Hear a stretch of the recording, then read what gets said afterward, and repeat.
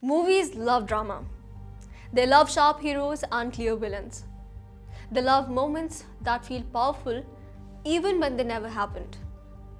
That can make great entertainment. But when films twist real history too far, they do more than entertain. They blur the truth. A new example comes from the Peaky Blinders film, The Immortal Man. In the film, John Beckett appears as a British Nazi villain. There really was a John Beckett in British fascist politics. He helped found Britain's first Nazi party in 1937 with William Joyce. Before that, he had been a Labour MP. He also worked as Oswald Mosley's publications director before later breaking with him. And this is not distant research from the writer of this argument. The real John Beckett was his father, and he even wrote his biography. That is why the difference matters so much. The man on screen is not the man from history. In the film, Beckett seems eager for murder. In one scene set in November 1940, he is shown ready to betray Britain for Germany. But the real John Beckett was not like that. By that time, he was already locked up in Brixton under wartime rules that suspended habeas corpus. So the film gives viewers a striking villain, but not a truthful one. Some people may ask why any of this matters. After all, films are not textbooks. A single invented scene may not seem like a serious problem. But this is not just one small change. It belongs to a wider habit. Many films about Second World War reshape events into simple legends. That habit is dangerous, especially now when new forms of fascism are again becoming visible. Look at Darkest Hour from 2017. One famous scene shows Winston Churchill riding the London Underground. Ordinary people speak with him and strengthen his resolve to fight on. It is a stirring moment. It is also false. Reports from mass observation suggest Churchill would have met a far more worried public mood.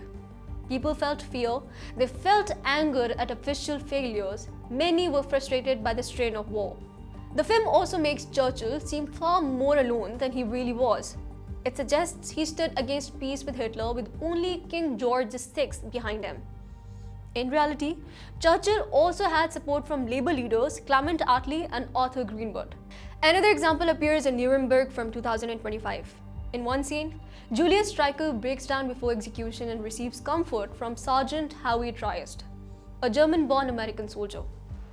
Streicher does not know that Triest is Jewish and that his relatives were murdered in the Holocaust. It is a dramatic scene. It feels heavy with emotion. But it did not happen. Streicher did not collapse in sorrow or fear. He went to the gallows in defiance. He shouted "Hail Hitler" and continued spewing anti-Semitic abuse until the end. The King's Speech from 2010 uses a softer kind of distortion. It turns the abdication crisis in a neat contest with clear sides and simple moral meaning. Real politics were not that tidy. Churchill actually supported Edward VIII staying on the throne.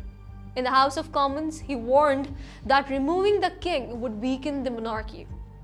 He was shouted down, yet the film places Churchill in a way that makes him seem part of the other camp. The result is elegant storytelling, but not honest history. John Beckett himself was linked to that royal crisis too. Before he broke with Mosley, he campaigned for Edward VIII and coined the slogan, "Stand by the King." None of this excuses who he was.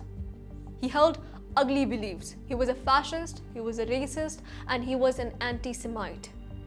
But even that truth is different from turning him into a flat cartoon villain. And that raises a fair question. If filmmakers only wanted a made-up fascist, why use the name of a real person at all? The usual defense is simple. Filmmakers say they are making drama, not documentary. But that excuse falls apart here. Real history is already dramatic enough. Churchill needing Attlee is just as powerful as Churchill needing the king. Real wartime politics were full of fear, compromise, rivalry, and uneasy alliances. Yet films often smooth all that out into clean myths because they assume audiences prefer easy stories. That is why this issue matters now. We live in an age where truth is often treated as flexible. Far-right movements do this all the time. They bend facts to suit politics, they turn myths into weapons. In that kind of world, history should be faced honestly. It should not be remade into comforting legend. Heroic myths are not harmless. They are one of the oldest tools fascists have always used.